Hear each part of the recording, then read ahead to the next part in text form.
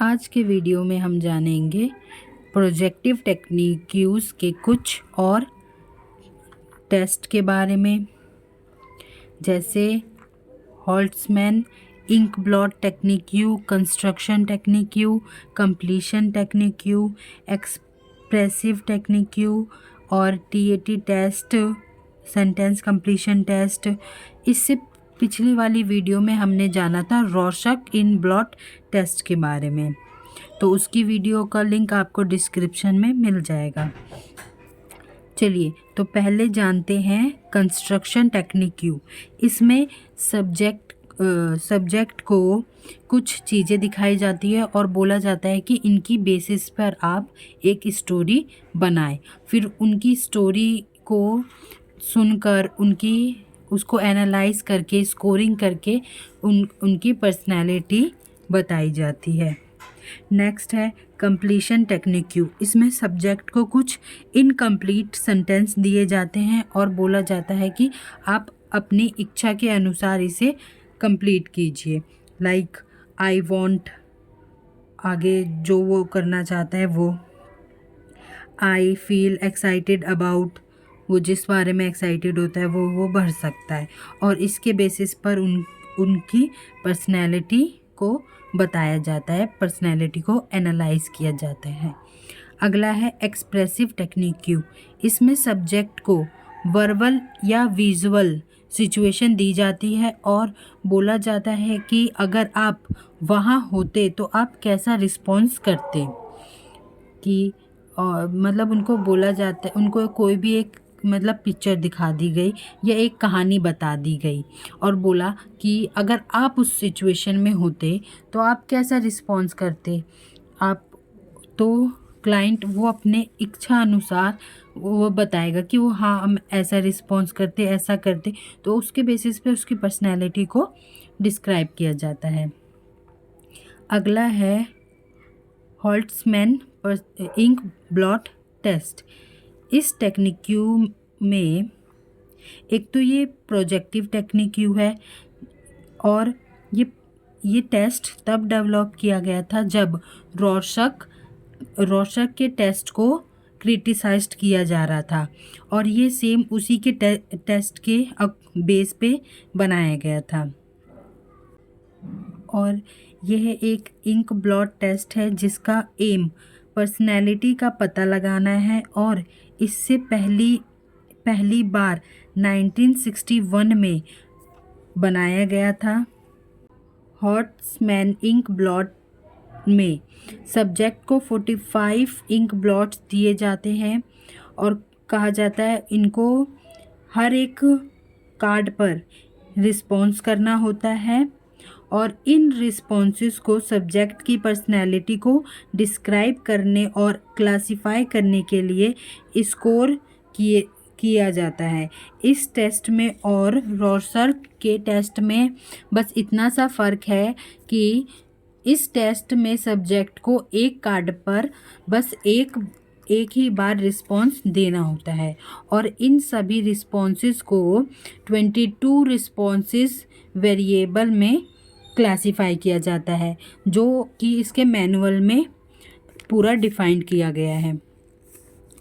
कई रिसर्चर्स ये मानते हैं कि यह टेस्ट रॉर्शक के टेस्ट से बेहतर है। हाल ही में हॉल्ट्समैन ने इस टेस्ट का एक और टाइप डेवलप किया है जिसका नाम उन्होंने HIT25 यानी हॉल्ट्समैन इंक ब्लॉट टेस्ट 25 रखा है, जिसमें 25 कार्ड्स होते हैं। अगले टेस्ट को देखते हैं। अगला टेस्ट है TAT यानी थीमेटिक अपरसेप्शन टेस्ट। यह टेस्ट हेनरी मैरी और उनके कलीग्स ने मिलकर डेवलप किया था।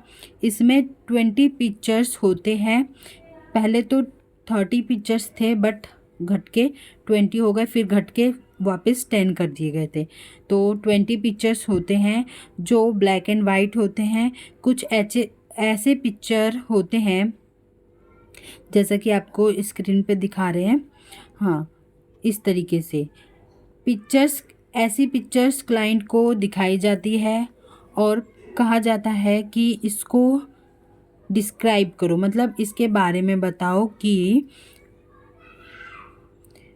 इस तस्वीर में क्या हो रहा है, मतलब ये घटना क्यों हो रही है, किस कारण से हो रही है, इसके पास्ट में क्या हुआ होगा या ये फ्यूचर में क्या हो सकता है, और जो पर्सन है उनकी फीलिंग्स क्या होंगी, इस पिक्चर में उनकी फीलिंग्स के बारे में बताना होता है।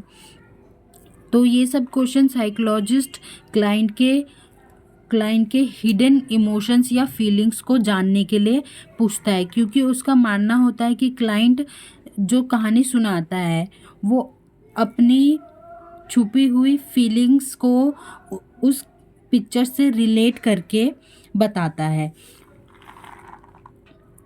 टीएटी की स्कोरिंग करने के लिए एग्जामिनर पहले यह जानता है कि जो स्टोरी में है वो स्टोरी में हीरो कौन है, लाइक मेल है या फीमेल है, क्योंकि किसी भी जेंडर का कैरेक्टर हीरो को खुद से रिलेट करता है।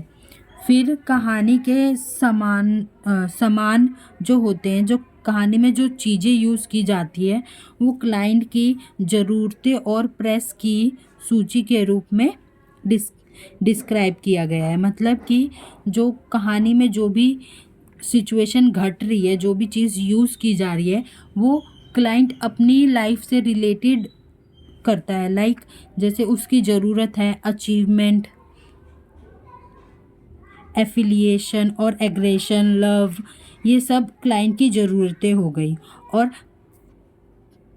प्रेस रेफर करता है उन इन्वायरमेंटल फोर्सेस को जो ज़रूरत यानी नीड्स सेटिस्फेक्शन को फैसिलिटेट करता है और उसमें इंटरफेयर करता है। नेक्स्ट टेस्ट है सेंटेंस कंप्लीशन टेस्ट। ये टेस्ट बिल्कुल इनकम्प्लीट सेंटेंस टेस्ट की तरह है। इसमें भी कुछ इनकम्प्लीट सेंटेंस दिए जाते हैं और बोला जाता है क्लाइंट को कि इसको अपनी इच्छा अनुसार भरो, और उसके बेसिस पे क्लाइंट की पर्सनैलिटी को पता लगाया जाता है। अब जानते हैं कुछ लिमिटेशंस के बारे में कि प्रोजेक्टिव टेक्निक यूज़ की क्या लिमिटेशन है।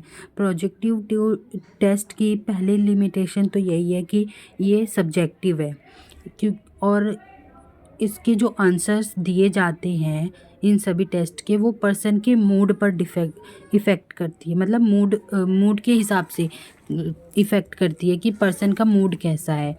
वो किस अच्छे मूड में है तो उसका आंसर ज़्यादातर पॉजिटिव होगा, और अगर वो बैड मूड में आता है तो उसका आंसर नेगेटिव में आएगा।